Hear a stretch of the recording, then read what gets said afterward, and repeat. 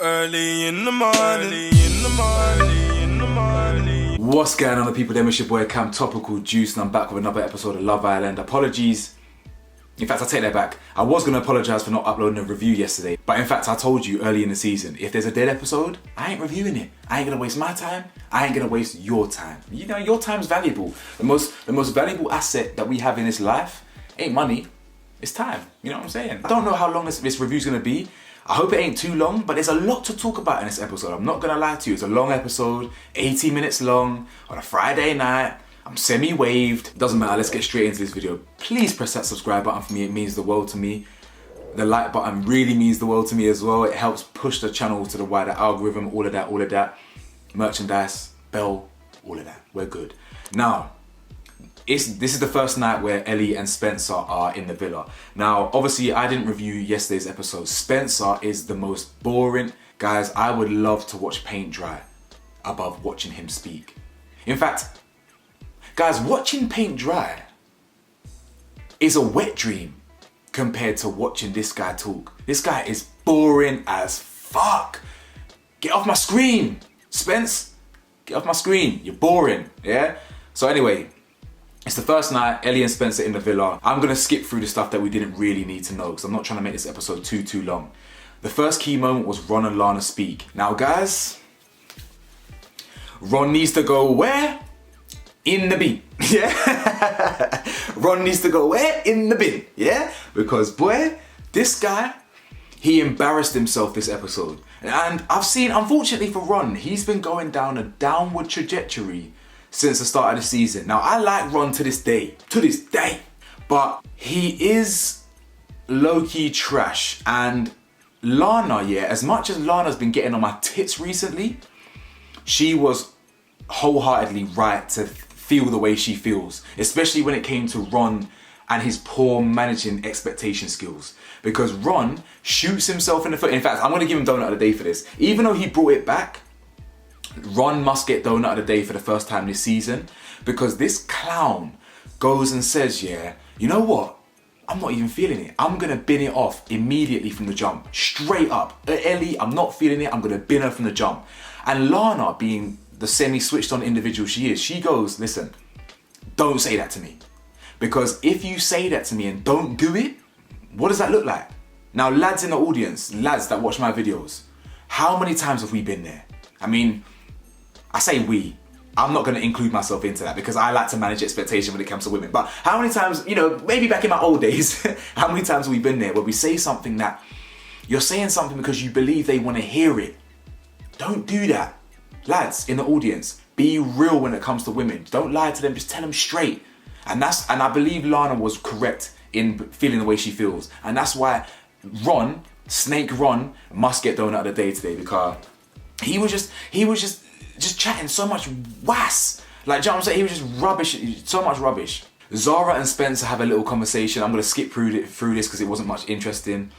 She basically says how she's smitten with Tom. And Zara, I've been team Zara the last few episodes. However, she's a bit too, it's not just Zara, by the way.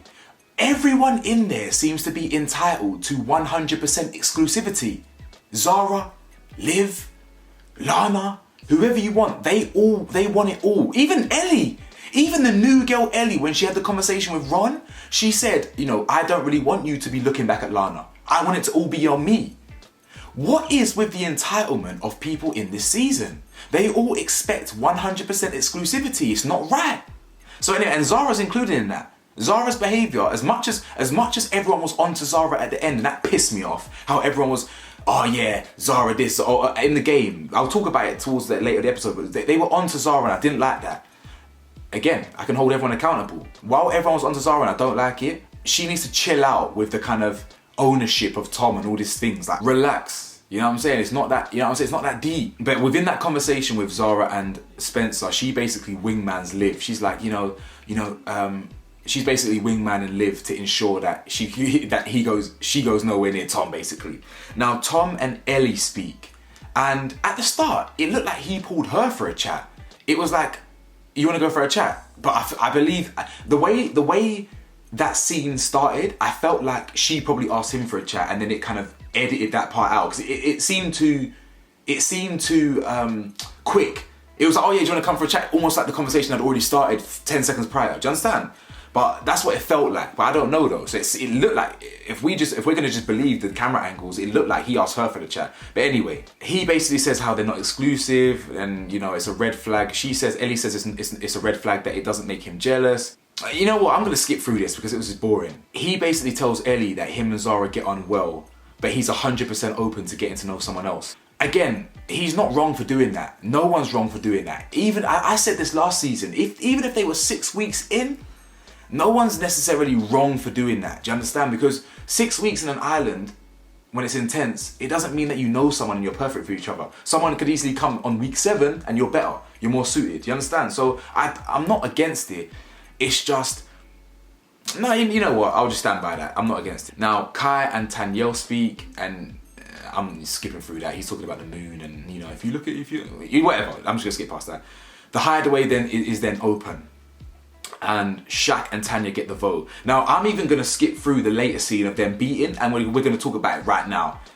Shaq and Tanya sleep together. Do you know what I'm saying? And you know what? Yeah, without sounding like a perv, I'm kind of happy that they showed that and showed the conversation afterwards, because recently, in recent Love Island years, they are trying to hide the fact that they have sex. They're trying to hide the fact they smoke. They're trying to hide anything that goes against this PC kind of corporate persona that they've been portraying to the wider audience, you understand? So I'm glad that they fucked, to put it bluntly, and I'm glad that they fed that back to the people then. Obviously, Shaq and Tanya, if I was you, I wouldn't have been speaking that freely from my parents' point of view. You understand? If I'm going to be doing misbehaving like that, I would be... In fact, I wouldn't do it because I'm not really trying to embarrass my mum on TV, innit? But same way, they're kind of, they're open-minded to try these things. But at the same time, I'm happy that ITV itself actually showed them kind of getting into the nitty-gritty, because just from a point of view that it's real. Do you understand? That it's real,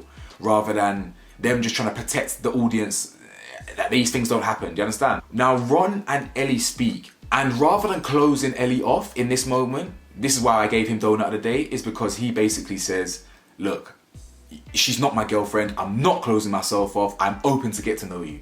Ridiculous. After 2 minutes before that, telling Lana how he's not going to get to know her. He's going to shut it off.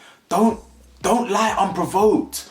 Just don't do it. As a man, I'm talking to the men in the audience. Don't lie unprovoked. It's not worth it. Now, this is the bit that I didn't really like from Zara. Now, I'm torn. Because Zara has a conversation with Tom, and I actually agree with what Zara had to say. I do. I actually agree that he should have pulled her a bit sooner. He should have been having a bit more dialogue, a bit more communication. I agree.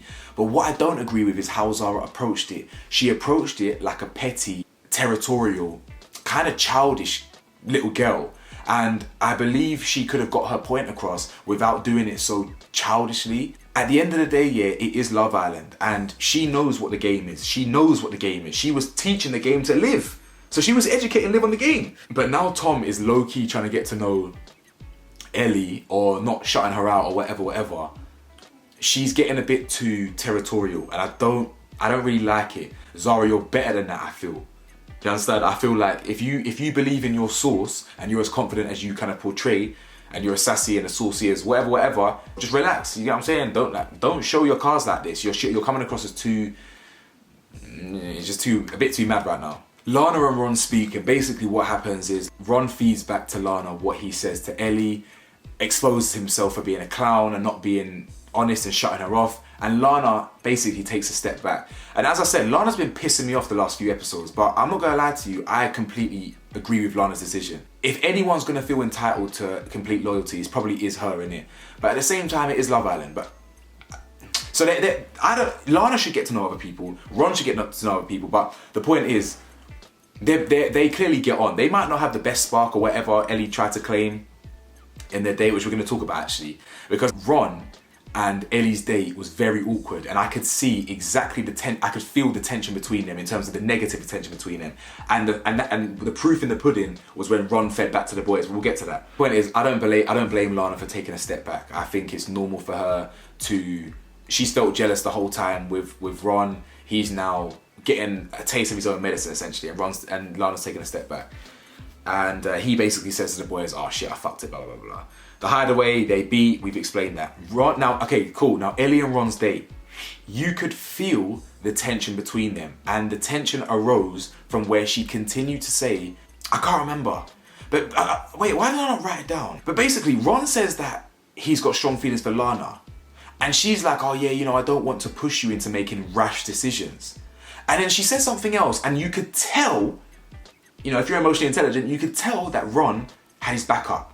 And I didn't know what it was about at the time, but I thought, I've been there in examples where is there some clear tension between them? It's a bit awkward. She might have said something, he might have said something, and there's a bit of conflict, there's a bit of friction. And when they feed back to their individual people, Ron says exactly that.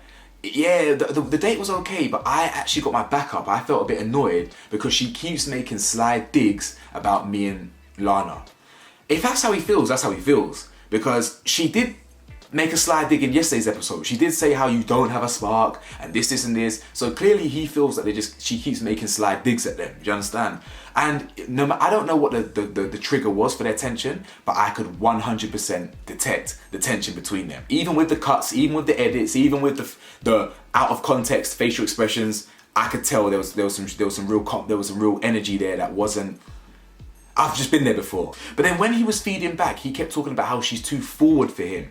I don't think it's too forward. I literally just think it's because she kept cussing out their relationship. That's what I think it was about. I'm not even going to talk about Spencer and Olivia's date. It was boring as shit. Spencer, I don't want to see you on my screen again. You're posh, you're boring. Not that posh is bad, but just get off my screen, fam. You're boring as shit. And we all know Olivia ain't over Tom. She ain't interested in Spencer. It's as simple as that. I'm not even going to dissect it. I don't need to analyze it. It's as black and white as that. Olivia, she even says something like, oh, what, you think? Because he's like, oh yeah, we've got a spark, don't we? Or something. She goes, oh, you think we've got chemistry? Or you think, man, come on. Like, there's no chemistry there. I'm just done that right now. Miss me with that. Ron and Lana speak. He basically says how, you know, I want you. And she's basically saying how, you know, I want you too, but I'm now open to speaking to other people, blah, blah, blah, blah. And then they play this game. Let's skip through the game. So Spencer kisses Liv, Lana, and yeah, whatever. Olivia kisses Tom and Spencer. Again, more indication that she fancies Tom. Obvious. Tanya gives the ick to Will when he does his raw. That Will was always the easy answer because he's the villain clown. Ellie slow dances upon Kai because she calls him the most boring. But if we cast our minds back, she also finds him the most attractive. So I believe that was also a tactical move because yeah, he's boring, but she also finds him attractive. So it's a win-win. You call him boring, it's a conversation starter for the next day. Oh, I didn't really mean it, you know what I'm saying? I got to whine on you. Cool. You know, I'm sharp. We all see a game. Now, this is where I don't like what happened to Zara. Aaron, the nobody, the side man who's fondling himself every night because he's got no one else, had the cheek to say to Zara that she's the most, disrespectful or to speak behind your back. And he says, you know, we've already spoken about it. You've already been exposed for it. You're the one. And I'm thinking, what? Where did that come from? You know what I'm saying? Then Lana basically says that Zara and Tom have the least potential and Shaq and Tanya have the most. Again, another dig at Zara. And again, I'm not going to say that they don't. I'm not going to disagree with their opinion because we all see that Tom, you know, Zara is quite intense for Tom. I'm not going to use the microaggressions everyone else is using about too aggressive or too fiery. That's not what it is. I just think she's a bit too intense for Tom. You know what I'm saying? Because Tom he don't know what way he's up and down. He ain't got no balls. You understand? He don't know what's left and what's right. He wants to go with this girl. He wants his cake. Tom is soft. So Tom is soft and Zara ain't. She's more hard-bodied. So I don't think they're as compatible. So I'm not going to disagree. But it's the digs at Zara that I don't like. I don't think it's against Tom. I think it's the digs against Zara. Zara then kisses Lana and blows a kiss to Olivia, basically saying she's the most fake or something like that. It wasn't that, but it's something like that. Tom gets the hardest one, and it's definitely a setup from the Love Island producers. He says, if you could mix 3 people in the villa, who would they be and why? So Tom chooses Olivia's face. So he likes plastic surgery then, fair. No offense to all my plastic surgeons out there, you know, my friends included, but still. And then Zara's body, I knew she weren't gonna like that. And then Lana's personality. Interesting. Listen, this video, I don't really want to make this video too long. It's already nearly 20